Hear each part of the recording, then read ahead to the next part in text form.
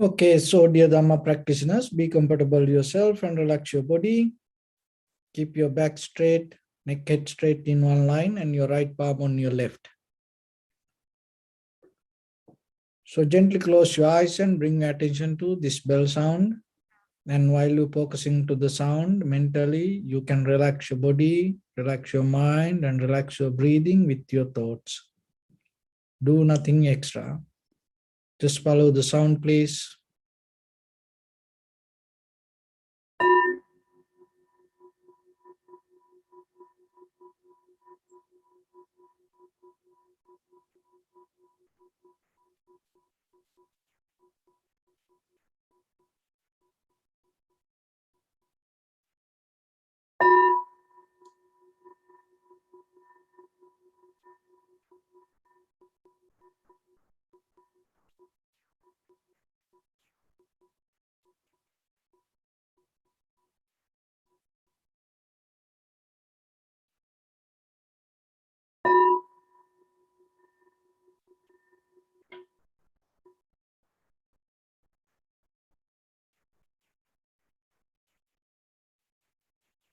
Namo tassa bhagavato arahato samma sambuddhassa. Namo tassa bhagavato arahato samma sambuddhassa. Namo tassa bhagavato arahato samma sambuddhassa. Homage to the Blessed One, the Exalted One, the fully Enlightened One. So, dear Dhamma practitioners, in these ongoing meditation sessions, we mainly trying to share some information related to tranquility meditation and insight meditation. Another way, Chitta Bhavana and Panya Bhavana.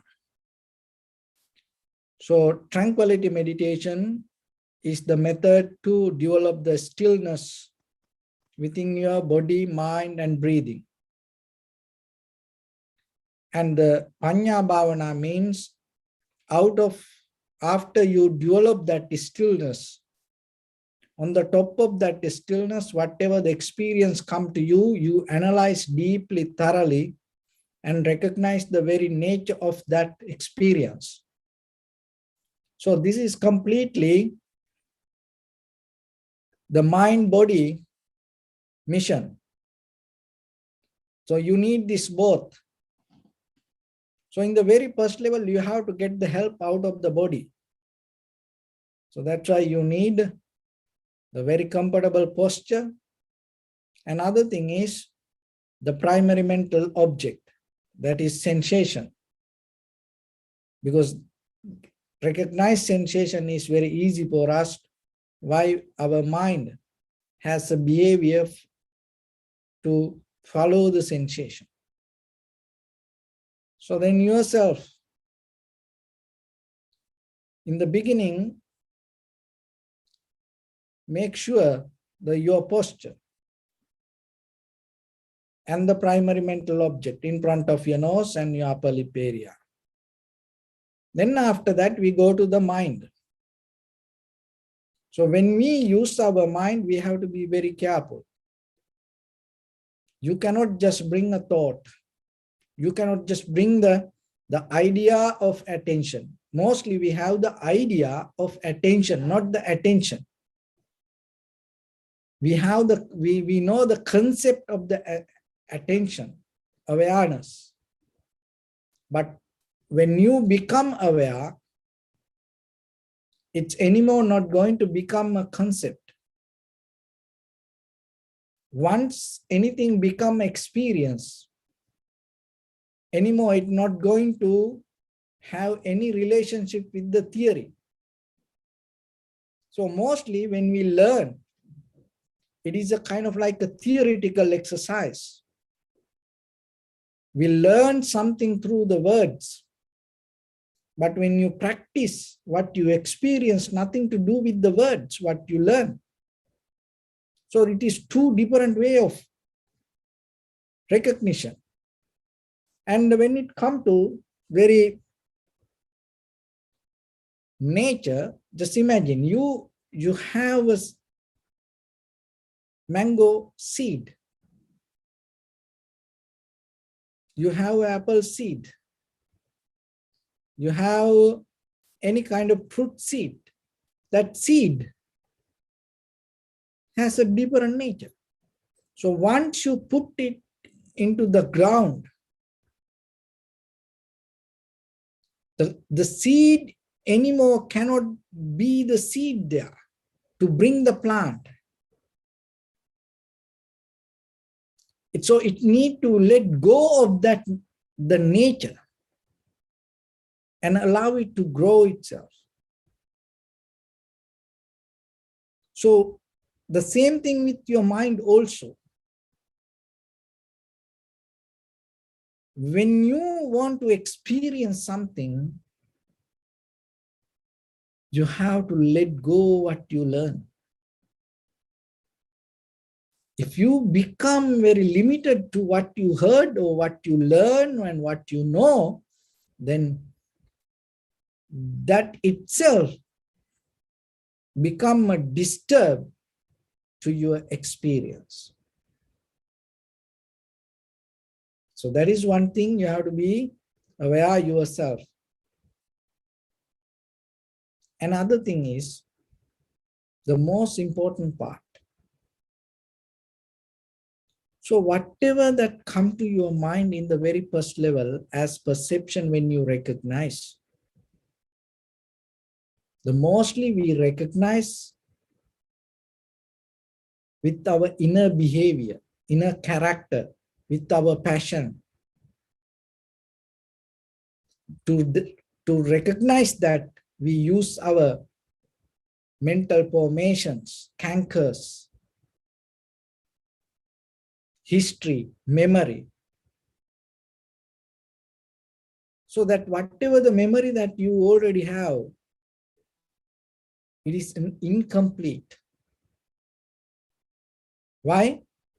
Because this is the method. When something becomes a memory, that means it incomplete. If you are able to experience something to the 100%,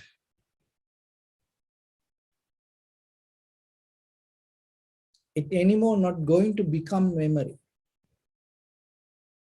because you complete it. Then there is no any repetition physically or mentally. So then the samsara means, what is that? It is our very behavior, incomplete existence. Another way, that is what called samsara. Incomplete existence, incomplete experience, incomplete life. Why? Because when something comes to us, or when we experience something within ourselves, we mostly compare it. And we mostly use our past experience or the future desires.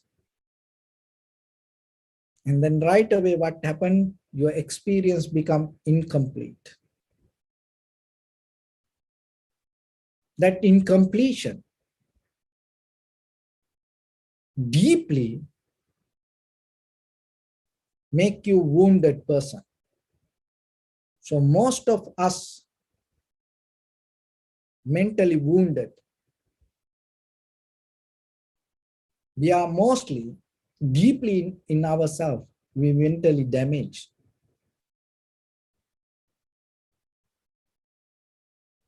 So out of that wounded mind, whatever you recognize, it's not complete. Then the wound can happen in many ways. You can hurt through many ways. Emotionally, you can get hurt. And psychologically, you can get hurt. And without any reason, just by self-image yourself, you can get hurt. You know, sometimes because of our environment, we can get hurt, like bullying, you know, when other people give a hard time, when other people reject, and sometimes we get hurt out of it. So that wounded mind, another way it's called trauma, and take us to win many different lifestyles. And sometimes people get into habits, and sometimes totally get disconnected from the environment or the society, and people become isolated. Why? Because that deeper wound cannot recover themselves. And as a result of that trauma, then what happens? They change their lifestyle. And sometimes deeply, they hold it to the revenge, anger, and they always look for opportunity to get a revenge from somebody. And sometimes totally become very silent. And sometimes people even can find like meditation or many different other spiritual path to escape from that wounded mind. But sometimes you have to remember, if you don't see that and if you don't fix it, then whatever the practice that you go through, the outcome going to become incomplete. So what is the solution for this wounded mind? Awareness, mindfulness. So in this very moment, what you experience, if you're able to bring your mind 100% and see it without any kind of preconditioned mind or idea, and with the total acceptance, and in that very moment, you get out of your wounded history. So through the samsaric journey, you know, we used to come this journey so long. So we used to accumulated a lot of memory in us, and mostly unpleasant memory. And it deeply affect for us. And then in day-to-day life, you have to remember, while you practice meditation yourself, and whatever come to you as experience in the very first level, why it say don't react to it? Because maybe it is the result of your wounded mind. So as example, it like this. When you born, and within few months, you are just a baby lying down on the floor or the bed or the carpet somewhere. And then you got hurt. Maybe because of the toy, or maybe because of the heat or the cold, or something happened, you got hurt. And you have no way to explain it to others. You are in so much pain. And maybe you cry. That is the only method that you can explain that what happening to you. There is no any other way. So maybe your parents having something busy, and they know that the child is crying, it is normal. They don't come and pick you. So then what happens? That deeply that you go through so much pressure, and it affect for you, and you get wounded. That pain deeply going to become kind of like a memory in you. So then then everything okay. Now somebody came and picked you and then hugged you, and you became so comfortable, good. And then so whole your life became very luxurious life, happy life. This is what happens. So now you then, maybe you heard about the meditation, and then you want to learn about meditation. Your life is, quite good. Just averagely, you had a good life. And you come for meditation. And then you sit. You close your eyes, and now all the perception, you don't react to it. And completely you focus to your own sensation. In the certain level, you find out the comfort with the body settle down.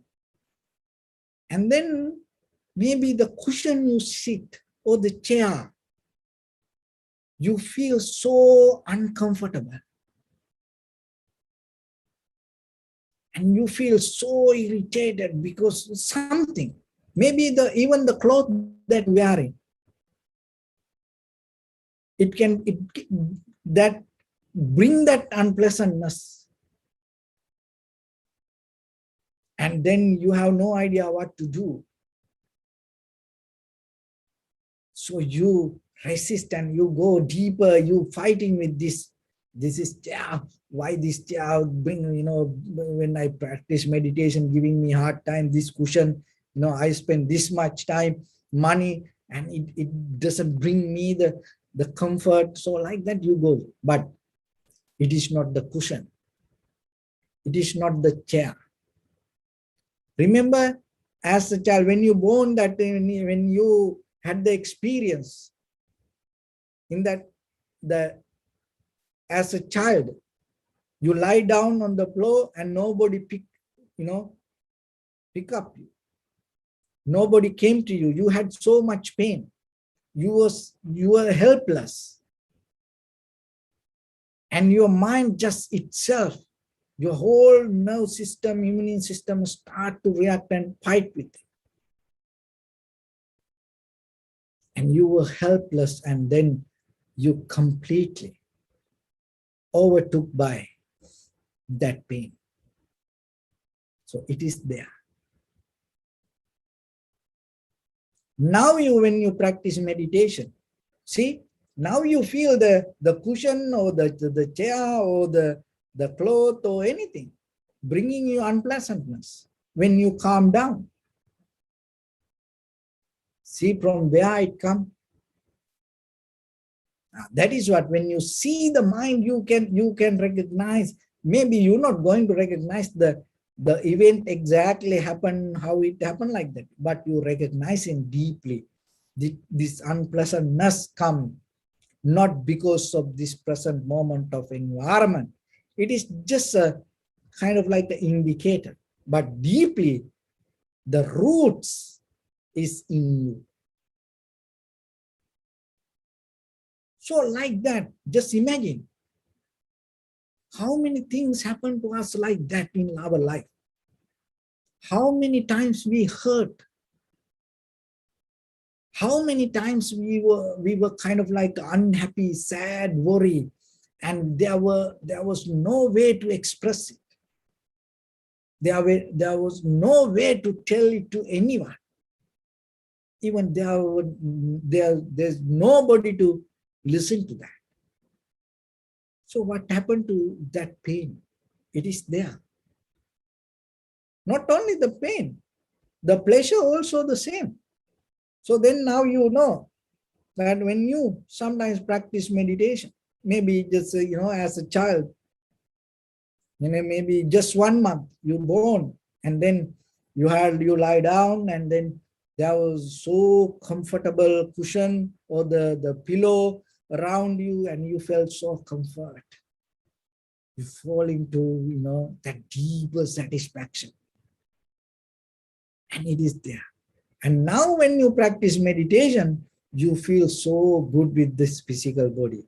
But that is not the moment of the feeling good. That deeper, the memory that you experience as infant, as a newly born child, and start to pop up. And it is not the same, but this moment get the influence by that experience. So then just imagine all our life, the moment by moment, the things that we experience. Then in day-to-day life, even how you can practice meditation. Once you learn this, that is where the compassion comes. How? Because just imagine, sometimes people act in a very meaningful way. And sometimes people become very harsh, bad. People react in a very ugly way. But sometimes we personalize it. We think it is that person. But who knows? Maybe that reaction comes out of that person's history. Something happened to him somewhere. Maybe that's why that person have that kind of lifestyle. So sometimes when you expect from person to behave in a certain way, if the person doesn't behave like that, sometimes you ask, what's wrong with you? No, what's wrong with you? Why you ask like that way? Because you don't know that person wounded already. That person damaged inside. As a result of that damage, that person behave like that. But just imagine, there is a friend. You met him yesterday. He was okay. And then today he comes to you, and then all the bandage everywhere, and maybe with the stick, and limping legs, and kind of like a handicap, come to you. You don't ask what's wrong with you. You ask what happened to you. Because what's wrong with you is a statement. That means there's something wrong that you already know there's something wrong. But when you ask what happened to you, you open to that person and invite that person and give the first opportunity for that person. Not your mental views put on that person. So when somebody behave in unnatural way, or it may be that if the person behave in a certain unpleasant way, if the person behave in unexpected way, anymore don't ask yourself what's wrong with this person. There's nothing wrong. Look into what happened to that person. Then you will see. Maybe you're not going to see it, but still in your mind, you open space for that person. Because why? In this whole world, all these living beings wounded in a different ways. And while we are in this samsara, while we depending from the emotions and in these comparisons, while we depending on this cause and effect, we're going to get wounded. There's no way we can escape from that. And because we always in between pain and pleasure, the both ways we're going to get wounded. And then out of that wounded mind, whatever you recognize, you think it's going to be complete? No. So then, as a human being, you have opportunity. There is a moment, unwounded, no any damage, very fresh, new moment. That is the present moment of experience. So that brand new, fresh,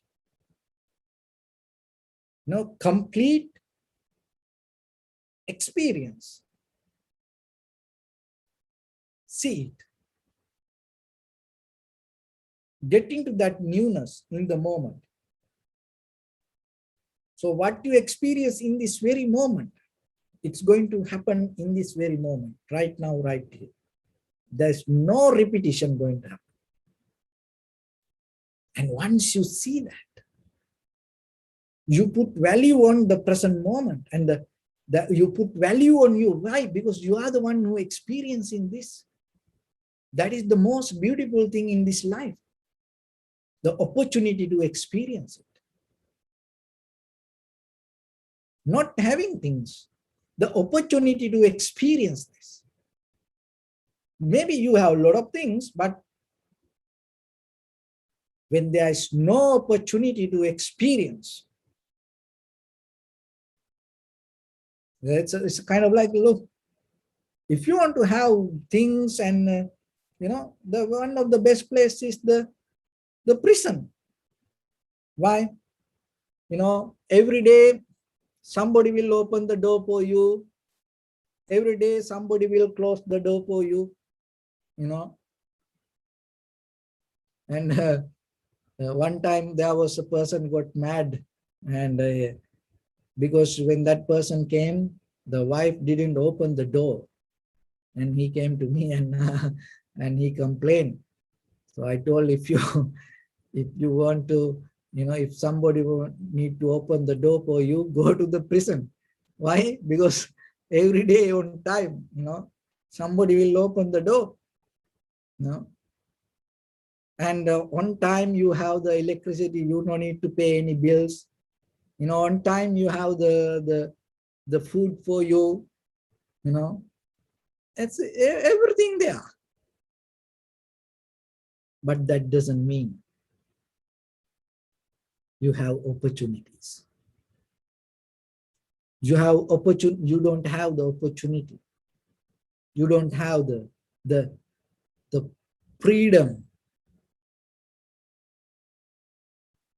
of environment, freedom of experience. You don't have it there. Because the itself, the environment,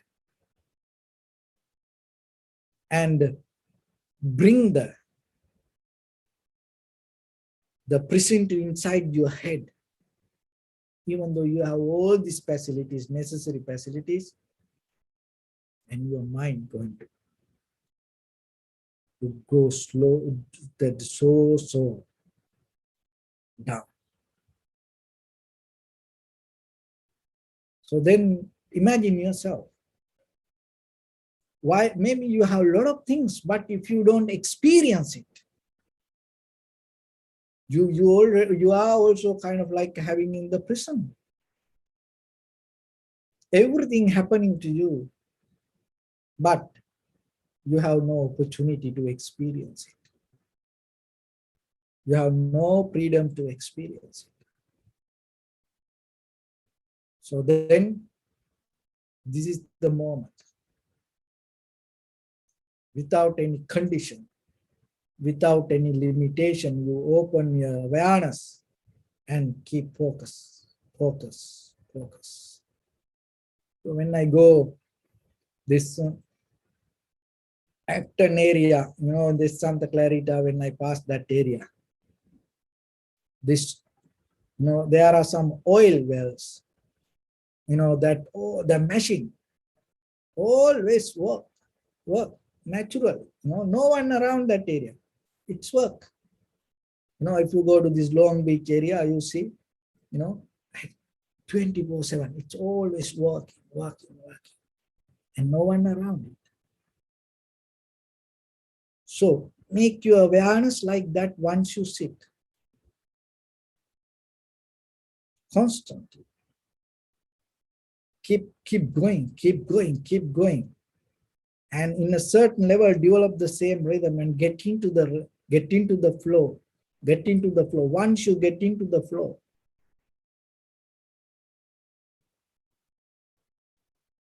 that you will see that the machine, that in that oil well, your awareness going to become more sharp and clear, and keep working, keep going, keep going, keep going, keep going.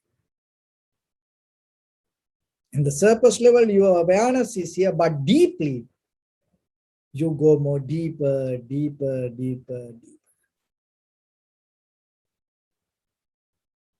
So only thing is bring the will, the effort, strength, awareness. Keep that everything in you and see what the experience you're going to see. So in the very first level, when you see the experience, remember, it is maybe reflection of your memory. So don't caught up there. Keep focus, keep focus. Then you will see you can go beyond it. So with that, we're going to practice a little bit. So keep your back straight and neck head straight in one line and your right palm on your left.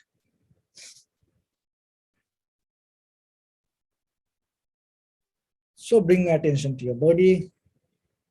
Scan head to toes 3 times yourself. And say Swapat Veva, or may I be well and happy. 3 times.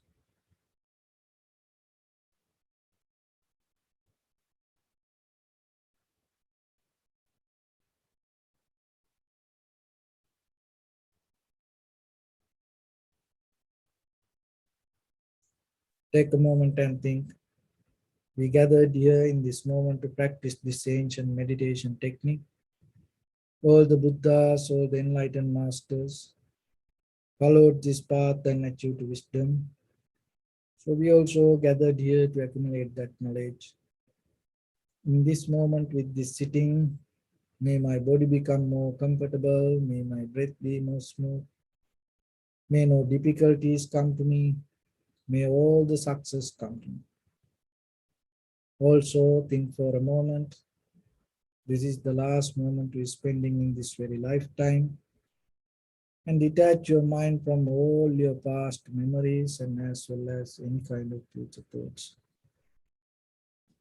Just try to remain in the present moment, observing the sensation of your inhalations and exhalations. So in the beginning, deeply and gently breathe in, breathe out 3 times, please.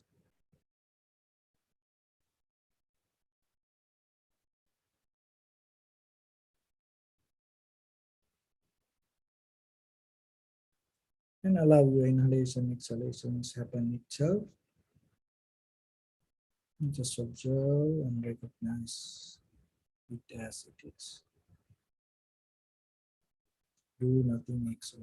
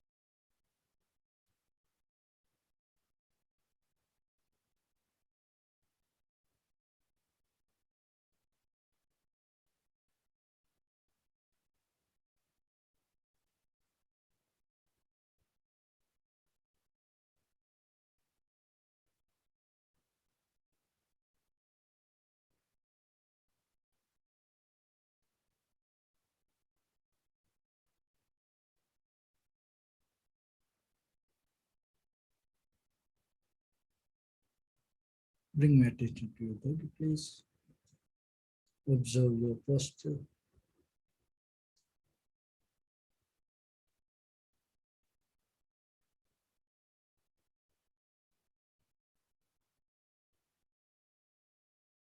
We cultivate loving kindness and compassion in our heart and radiate it as a light through entire your compound, village, city, state, country, world, around this universe.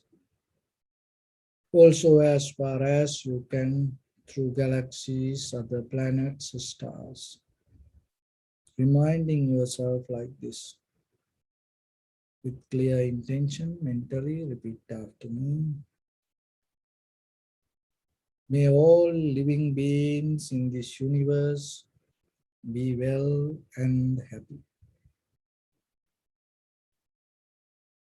May everyone be happy and safe, and may their hearts be filled with joy.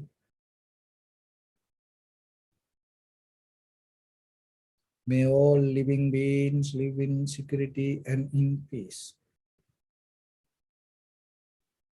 Beings who are frail or strong, tall or short, big or small, visible or not visible,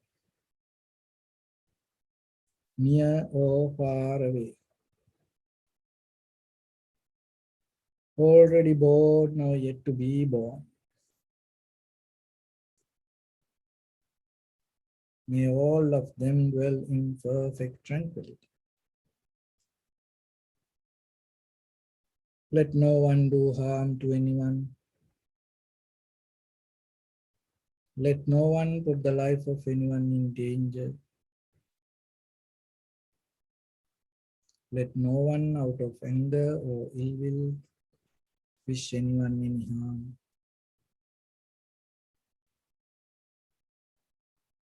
Expand the loving kindness and compassion beginning from your heart forward.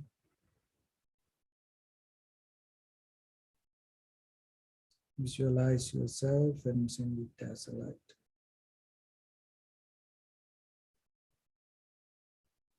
to your backside,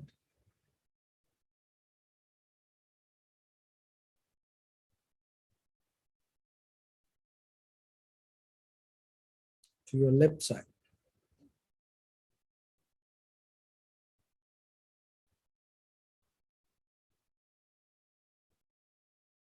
and to your right side.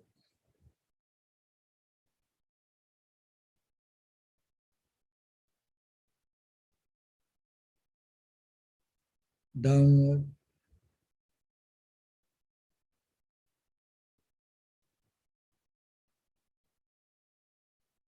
and upward.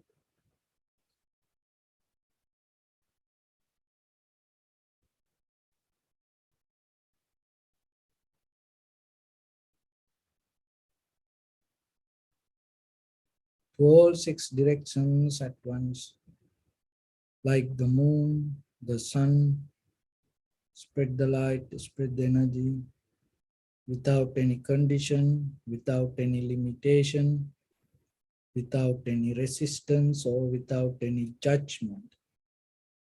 Let your heart to shine with the loving kindness and compassion from the bottom of it, with the maximum effort to the highest. Wishing yourself, may all living beings in this universe be well and happy.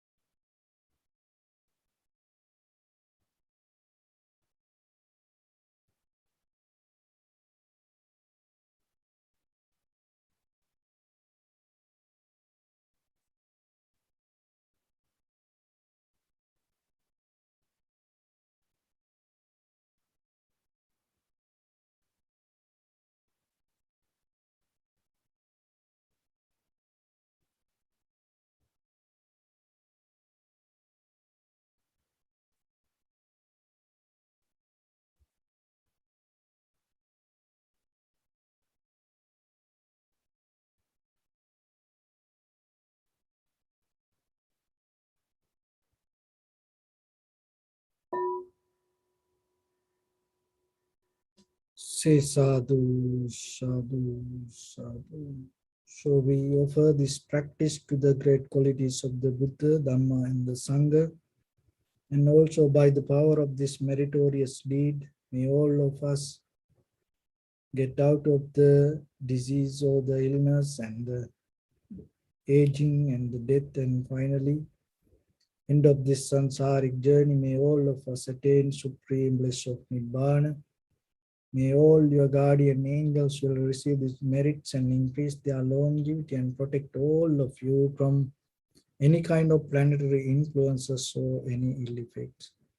Ittavata cha ammehi sampadam punya sampadam sabbe deva anumodantu sabba sampatti siddhya sabbe bhuta anumodantu sabba sampatti siddhya sabbe satta anumodantu sabba sampatti siddhya imaya dhammanudhamma patipattiya buddhang pujemi dhammang pujemi sanghang pujemi attaya imaya patipattiya jati jara vyadhi maranam ha paribunjissami idam me punya kammang asavattaya vahang hotu sabba dukkha pamuncatu.